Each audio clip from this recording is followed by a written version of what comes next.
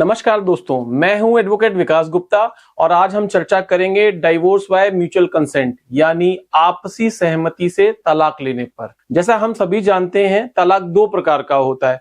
Contested divorce यानी जब एक पक्ष तलाक देने को तैयार होता है और दूसरी पार्टी तलाक नहीं देना चाहती है, और दूसरा डिवोर्स बाय म्यूचुअल कंसेंट यानी जब दोनों पार्टी आपसी सहमति कंसेंट से तलाक यानी डिवोर्स देने के लिए तैयार होती हैं। दोस्तों, ट्रायल की तुलना में ये एक सरल तरीका है और कहें बिल्कुल ही आसान तरीका है तलाक लेने का। इसे कहते हैं डाइवोर्स बाय म्यूचुअल कंसेंट, जो हिंदू मैरिज एक्ट 1955 के सेक्शन 13 कैपिटल बी के तहत कवर होता है। हम इस वीडियो में जानेंगे म्यूचुअल कंसेंट डाइवोर्स क्या होता है, म्यूचुअल कंसेंट डाइवोर्स के लिए क्या क्या शर्तें यानी कंडीशंस होती हैं, और अन्य महत्वपूर्ण चीजें जैसे मेंटेनेंस, कस्टडी, एलिमनी आदि को कैसे हैंडल किया जाता है।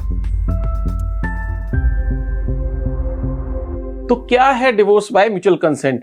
डिवोर्स बाय म्यूचुअल कंसेंट एक ऐसा कानूनी लीगल तरीका है जिसमें पति और पत्नी आपसी कंसेंट के साथ अपनी शादी को कानूनी रूप से समाप्त यानी खत्म करने की बात करते हैं और तलाक ले लेते हैं। इसका उद्देश्य यह है दोनों पार्टीज बिना किसी वाद विवाद के यानी आरोप प्रत्यारोप, दूसरे के ऊपर एलिगेशन लगाने के बिना आपस में एक एम्बिकली अपनी शादी को डिवोर्स के फॉर्म में खत्म कर सकते हैं।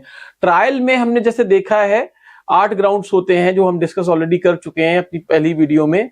उसमें वो अगर आप देखेंगे तो सारे ही एक पार्टी दूसरे के ऊपर आरोप लगाती है और दूसरी पार्टी उसको कंटेस्ट करती है। तो इस तरह के डिवोर्स में पार्टी पहले ही आपसी सहमति कंसेंट बना लेती हैं, कंडीशंस तय कर लेती हैं एलिमनी को लेके, मेंटेनेंस को लेके, चाइल्ड कस्टडी को लेके, और यहां तक कि प्रॉपर्टी डिवीजन या सेटलमेंट को लेकर भी पहले ही डिस्कस कर लेती हैं। यही कारण है ये डिवोर्स सबसे इजी, सिंपल और सबसे कम डिस्प्यूटेड माना जाता है। दोस्तों, सबसे पहले हम समझते हैं लीगल प्रोविजंस क्या है। देखिए, section 13B of Hindu marriage act 1955 के तहत डाइवोर्स बाय म्यूचुअल कंसेंट को कवर किया गया है। ये सेक्शन, ये धारा, ये डिसाइड करती है कि पति पत्नी किन शर्तों के आधार पर आपसी सहमति से तलाक के लिए पिटीशन फाइल कर सकते हैं कोर्ट में। अब ये समझिए दोस्तों, डिवोर्स बाय म्यूचुअल कंसेंट यानी सहमति से तलाक दो पार्ट्स में डिवाइड है। पहला पार्ट है सेक्शन 13B सबसेक्शन 1, इसको हम फर्स्ट मोशन कहते हैं। इसमें पति पत्नी को यह साबित करना होता है कि कम से कम वो 1 साल से अलग रह रहे हैं और शादी को आगे जारी यानी कंटिन्यू नहीं रखना चाहते हैं। तो इस आधार पर फर्स्ट मोशन की एक एप्लीकेशन, एक पिटीशन फाइल की जाती है। दोस्तों, दूसरा पार्ट होता है सेकंड मोशन।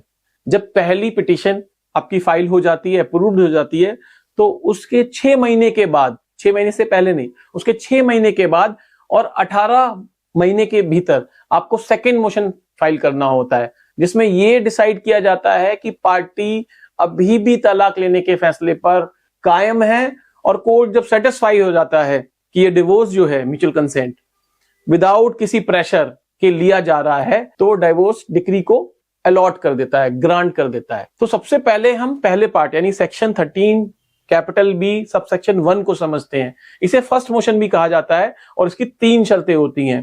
पहली शर्त, पति पत्नी कम से कम 1 साल से अलग रह रहे हों, दोनों ये मानते हों कि अब वो साथ नहीं रह सकते। और तीसरी सबसे महत्वपूर्ण शर्त यह है कि वो दोनों कंसेंट से अपनी मैरिज को खत्म करना चाहते हो, डिवोर्स लेना चाहते हैं। अब दोस्तों, हम पहले पॉइंट को डिटेल में समझते हैं। याद रखें, पीरियड जो है वो आपकी मैरिज की तारीख से नहीं डिसाइड हो रहा है, वो उस दिन से डिसाइड हो रहा है जब आपने साथ रहना छोड़ दिया है, और वो कम से कम 1 साल का ड्यूरेशन होना चाहिए। तो दोस्तों, अब सवाल आता है, क्या जरूरी है दोनों को अलग अलग घर में रहना? तो इसे लिविंग सेपरेटली कहते हैं। लिविंग सेपरेटली को डिफाइन किया गया है, हम उसको समझते हैं क्या है। सुप्रीम कोर्ट ने सुरेश्वर देवी वर्सेस ओम प्रकाश में ये क्लियर कर दिया, अलग अलग रहने का मतलब है पति पत्नी की तरह साथ नहीं रहना। इसका एक स्थान से कोई संबंध नहीं है। मतलब क्या है, पति और पत्नी अगर एक छत के नीचे एक घर में भी रह रहे हैं पर वो पति पत्नी की तरह नहीं रह रहे हैं, तो उसे सेपरेशन माना जाएगा। तो जो 1 साल का ड्यूरेशन है उसको फुलफिल किया जाएगा। लेकिन दोस्तों, याद रखिए, अगर अलग अलग घरों में रहते हुए भी दोनों पार्टी पति पत्नी की तरह व्यवहार कर रही हैं, तो उसे लिविंग सेपरेटली नहीं माना जाएगा। यानी कि घर एक हो या अलग अलग हो, पति पत्नी की तरह नहीं रहना है। ये शर्त है 1 साल की। अब दोस्तों, हम 1 साल को समझते हैं। देखिए, पंजाब और हरियाणा हाईकोर्ट ने शिवानी यादव वर्सेस अमित यादव, ये 2021 का केस है, इसमें कहा सेक्शन 14। अब section 14 of Hindu marriage act क्या है? No petition of divorce to be presented within 1 year of marriage, मतलब शादी के 1 साल के अंदर कोई भी पिटीशन को फाइल नहीं किया जा सकता। इसमें एक प्रोवाइजो भी है, उस प्रोवाइजो में डिफाइन किया गया कि अगर किसी भी पार्टी को एक्सेप्शनल हार्डशिप यानी बहुत ज्यादा कठिनाई हो रही है तो ये कंडीशन हटाई जा सकती है। अब यहां पे एक और कंफ्यूजन दोस्तों आ जाता है। Section 14 of Hindu marriage act कहता है मैरिज यानी शादी के 1 साल के अंदर कोई भी डिवोर्स की पिटीशन फाइल नहीं की जा सकती है। वहीं सेक्शन 13 कैपिटल वी क्या कहता है?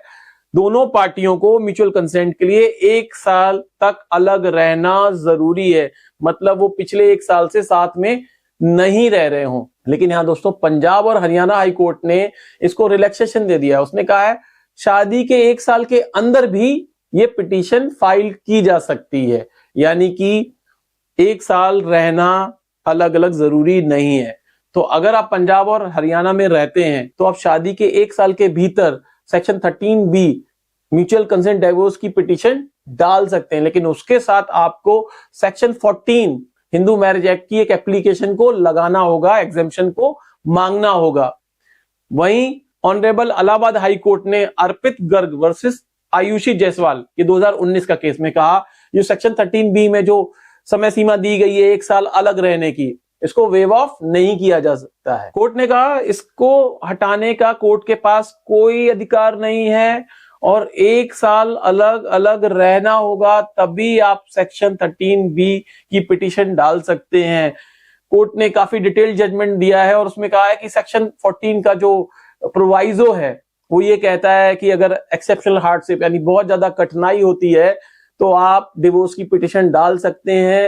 इलाहाबाद हाई कोर्ट ने कहा है सेक्शन 14 सेक्शन 13B के ऊपर कवर नहीं होता है। तो अगर आप उत्तर प्रदेश के निवासी हैं तो सेक्शन 13B की म्यूचुअल कंसेंट डिवोर्स की पिटीशन 1 साल के अंदर नहीं डाल सकते हैं, आपको 1 साल अलग अलग रहना जरूरी है। वहीं दिल्ली हाई कोर्ट ने संकल्प सिंह वर्सेस प्रार्थना चंद्रा में कहा सेक्शन 13B की याचिका 1 साल के भीतर डाली जा सकती है बशर्ते सेक्शन 14 जिसमें मैं आपको प्रोवाइजो में बता रहा हूं एक्सेप्शनल हार्डशिप किसी भी पार्टी को हो रही है वो डाल सकती है।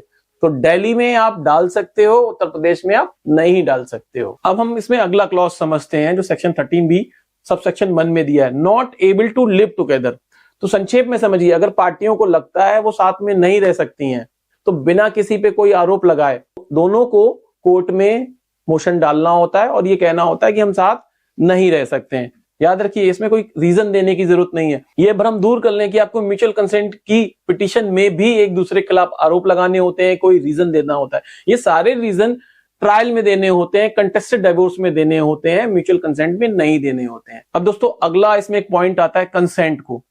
तो सुप्रीम कोर्ट ने सुरिष्टा देवी वर्सेस ओम प्रकाश ये 1991 का केस है में ये डिफाइन कर दिया कंसेंट आपका हमेशा होना चाहिए, यानी पहले मोशन से लेकर फर्स्ट मोशन से लेकर सेकंड मोशन जब आप दोबारा कोर्ट में जाते हैं तब तक वैलिड होना चाहिए और आपको दोनों मोशन में ये बोलना है कि हम तलाक लेना चाहते हैं, हम दोनों में इस बात को लेके कंसेंट है कि हम साथ में नहीं रहना चाहते हैं। और ये कंसेंट जो है ये सहमति है, जबरदस्ती, फ्रॉड या इन्फ्लुएंस से नहीं होनी चाहिए। अब जैसा कि हमने फर्स्ट मोशन समझ लिया है तो अगर फर्स्ट मोशन पास हो गया है तो हम सेकंड मोशन की बात करते हैं। तो सेकंड मोशन की 3 शर्तें हैं। सेकंड मोशन पहले मोशन के 6 महीने के बाद और 18 महीने के अंदर फाइल करना होता है, यानी 6 महीने के अंदर आप सेकंड मोशन के लिए नहीं जा सकते हैं और 18 महीने के बाद आपका फर्स्ट मोशन बेकार हो जाएगा। दूसरा, पिटीशन को वापस नहीं लिया जाना चाहिए, यानी दोनों पक्ष यानी दोनों पार्टी अभी भी तलाक लेने के लिए आपस में सहमत हैं। और तीसरा, कोर्ट ये कंफर्म करता है पति पत्नी के बीच में विवाह हुआ है, मैरिज हुआ है और जो पिटीशन में जो फैक्ट दिए गए हैं वो सारे फैक्ट्स सही हैं। इन तीनों शर्तों के पूरा होने के बाद ही कोर्ट डिवोर्स को ग्रांट करता है। अब हम इन पॉइंट्स को दोस्तों डिटेल में समझते हैं। देखिए सेक्शन 13B सबसेक्शन 2 में ये बताया गया है कि सेकंड मोशन 6 महीने से पहले फाइल नहीं हो सकता है और 18 महीने के बाद भी एक्सेप्ट नहीं किया जाएगा। अब सवाल ये उठता है कि 6 से 18 महीने का समय क्यों दे दिया गया है? तो जब पहला मोशन पास हो जाता है तो ये डिसाइड हो जाता है कि पार्टी साथ में नहीं रहना चाहती हैं। लेकिन जो हमारे लॉ फ्रेमर्स हैं, वो जो हिंदू लॉ को जो थोड़ा समझते हैं, उन लोगों ने ये सोचा कि पहला मोशन अगर पास हो गया है तो पार्टियों को ये समय देना चाहिए कि वो थोड़ा और सोच लें और समझ लें कि वो साथ में रहना चाहते हैं कि नहीं रहना चाहते हैं। और अगर किसी भी दौरान उनको लगता है कि वो साथ में रहना चाहते हैं, तो ये जो समय है 6 से 18 महीने का, उस दौरान में वो सेकंड मोशन के लिए मूव नहीं करेंगे, पिटीशन को आगे नहीं बढ़ाएंगे। लॉ फ्रेमर्स का ये तरीका था, ये सोचना था कि थोड़ा शादी को थोड़ा समय दिया जाए, क्योंकि हिंदू धर्म में ये माना जाता है कि मैरिज जन्म जन्मांतर का साथ होता है। अब इसमें एक सवाल आता है कि ये 6 से 18 महीने का जो वेटिंग पीरियड है, जो कूलिंग पीरियड जिसको कहते हैं, क्या ये मैंडेटरी है? तो दोस्तों बहुत सारे केस हुए। अमरदीप सिंह वर्सेस हरवीन कौर 2017 के केस में सुप्रीम कोर्ट ने डिसाइड कर दिया कि सेक्शन 13B सबसेक्शन 2 में जो 6 महीने का टाइम दिया गया, मिनिमम टाइम दिया गया, ये मैंडेटरी नहीं है, डायरेक्टरी है।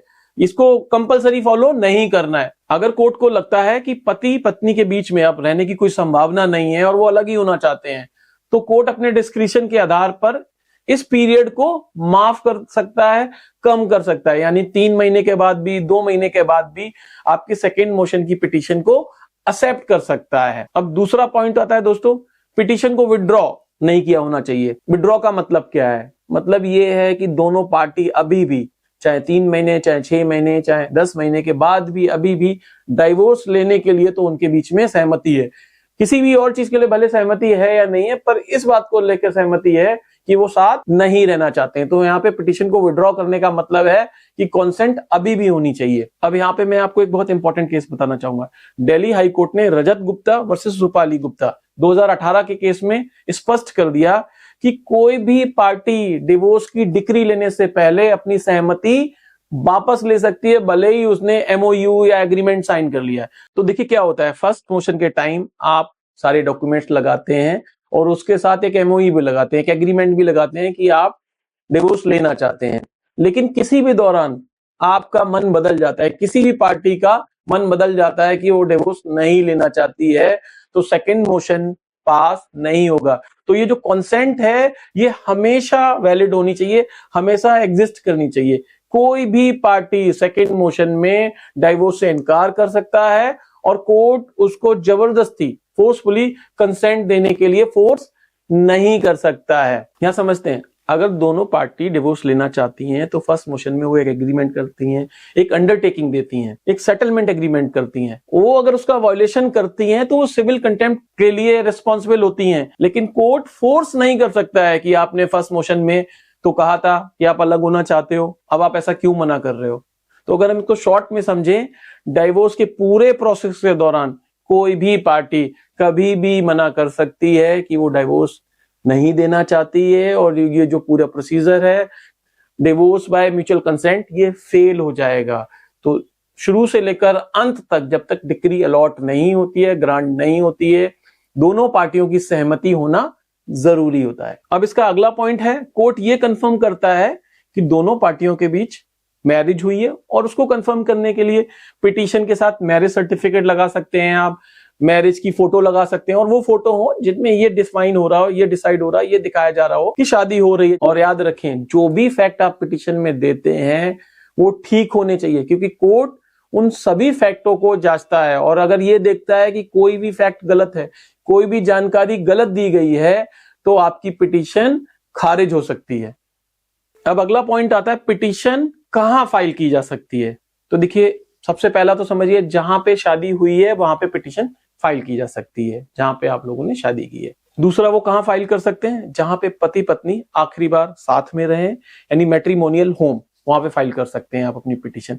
तीसरा, पति पत्नी में से कोई भी कहीं भी रह रहा हो, उनके उस रेजिडेंस पे, पर जो प्रेजेंट रेजिडेंस है वहां पे, उसके जुरिडिक्शन पे आप फाइल कर सकते हैं। यानी जहां पत्नी रह रही है उस वहां की फैमिली कोर्ट में आप फाइल कर सकते हैं, जहां पे पति रह रहा है वहां के फैमिली कोर्ट में आप फाइल कर सकते हैं। अब अगला पॉइंट है, डॉक्यूमेंट्स क्या क्या जरूरी होते हैं। तो देखिए, दोनों पार्टियों के आईडी कार्ड हो, मैरिज का कार्ड हो। तीसरा, आपके पास मैरिज की फोटो होनी चाहिए। तो आपके पास 4-5 मैरिज की फोटो होनी चाहिए जिसमें आपकी सेरेमनीज को दिखाया गया हो। जैसे आपके यहाँ अगर जयमाला होती है, आपके यहाँ फेरे होते हैं, उन सब की फोटो होनी चाहिए। चौथा, आप दोनों का एफिडेविट होना चाहिए। 5वां, दोनों पार्टियों का एड्रेस प्रूफ होना चाहिए, जिससे ये डिसाइड हो सके दोनों में से किसी भी एक पार्टी का ज्यूरिडिक्शन लग रहा है। मैरिज के कार्ड से भी ज्यूरिडिक्शन डिसाइड हो सकता है। अब दोस्तों इसमें सबसे ज्यादा इंपॉर्टेंट जो डॉक्यूमेंट है वो है मेमोरेंडम ऑफ अंडरस्टैंडिंग या सेटलमेंट एग्रीमेंट, MOU। याद रखें, सेक्शन 13B की याचिका पिटीशन में सबसे ज्यादा जो इंपॉर्टेंट डॉक्यूमेंट है वो MOU है, और इसी में सारी समझौतों की शर्तों को निर्धारित किया जाता है, लिखा जाता है, और इसी MOU के आधार पर चाहे मेंटेनेंस हो, चाहे एलिमनी हो, चाहे प्रॉपर्टी राइट्स हो, चाहे चाइल्ड कस्टडी हो, सबको डिफाइन किया जा सकता है, किया जाता है। तो MOU को ड्राफ्ट करने में बहुत ज्यादा ध्यान दें। अब हम बात करते हैं कुछ बहुत ज्यादा पूछे जाने वाले सवालों का। क्या दोनों पार्टियों का कोर्ट में फिजिकली प्रेजेंट होना जरूरी है? नहीं दोस्तों, पार्टी ऑनलाइन भी अपनी अपीयरेंस दे सकती हैं। दूसरा पॉइंट आता है कि किस कारण आप डिवोर्स लेना चाहते हैं, ये क्या पूछा जाएगा? नहीं दोस्तों, कोई भी आपको कारण बताने की जरूरत नहीं है। ये जो म्यूचुअल कंसेंट डिवोर्स का जो प्रोविजन बनाया गया वो इसीलिए बनाया गया कि पार्टी एक दूसरे के ऊपर आरोप प्रत्यारोप ना लगाएं, शांति से अलग हो सकें। आपको सिर्फ ये बताना होगा कि आप साथ नहीं रह सकते हो, ऐसी स्थिति उत्पन्न हो गई है कि अब मैरिज को जारी रखना पॉसिबल नहीं है, तो आपको एक दूसरे के खिलाफ कोई भी कीचड़ उछालने की जरूरत नहीं है। एक सवाल बार बार पूछा जाता है, क्या फर्स्ट मोशन को कोर्ट कैंसिल या डिसमिस कर सकता है? जनरली दोस्तों फर्स्ट मोशन को डिसमिस नहीं करा जा सकता है। कोर्ट को अगर ये लगता है कि इस मैरिज को बचाने की थोड़ी भी संभावना है तो पार्टी को मीडिएशन काउंसलिंग के लिए रेफर कर सकती है और तब तक उस पिटीशन को पेंडिंग रख सकती है, पर जनरली पिटीशन को डिसमिस नहीं करती है। अब अगला पॉइंट आता है, क्या सेकंड मोशन को डिसमिस किया जा सकता है? तो जवाब है हाँ। अगर कोर्ट को लगता है पिटीशन जेन्युइन नहीं है, यानी धोखे से ली गई है, कोई प्रेशर से ली गई है, और MOU एग्रीमेंट अगर सही नहीं है, या कोई भी पार्टी अपनी कंसेंट वापस ले रही है, तो सेकंड मोशन डिसमिस हो जाएगा। याद रखें, कोई भी पार्टी डिक्री जारी होने से पहले, डिवोर्स ग्रांट होने से पहले कंसेंट को वापस ले सकती है। अब अगला सवाल आता है, कोर्ट क्या क्या पूछ सकता है? तो देखिए, कोर्ट दोनों पार्टी को अलग अलग बुला सकता है, उन दोनों से अलग अलग पूछ सकता है, क्या आपकी सहमति है, आपका सेटलमेंट टर्म ठीक हो गया है, एलिमनी है, मेंटेनेंस है, कस्टडी की सारी बातें आप दोनों के बीच में डिसाइड हो गई हैं और आप दोनों संतुष्ट हैं। अगर ऐसा नहीं है तो सेकंड मोशन रोक सकता है। दोस्तों याद रखें, डिवोर्स बाय म्यूचुअल कंसेंट एक ऐसा प्रोसेस है जो लीगल कॉम्प्लेक्सिटी को सिंप्लीफाई करता है। इसको अडॉप्ट करना जब बेहतर रहता है जब दोनों पार्टियां एमिकली यानी शांति से अलग होना चाहती हैं, ट्रायल के झंझट से बचना चाहती हैं। हमने इस टॉपिक पर डिटेल रिसर्च रिपोर्ट अपनी वेबसाइट पर अपलोड करी है। आप www.legalcommentary.in पर विजिट कर सकते हैं और डिटेल रिपोर्ट देख सकते हैं। अगर आपके पास इस टॉपिक को लेकर कोई सवाल है या कोई मदद चाहिए तो आप हमें संपर्क कर सकते हैं। धन्यवाद। अगले वीडियो में फिर मिलते हैं।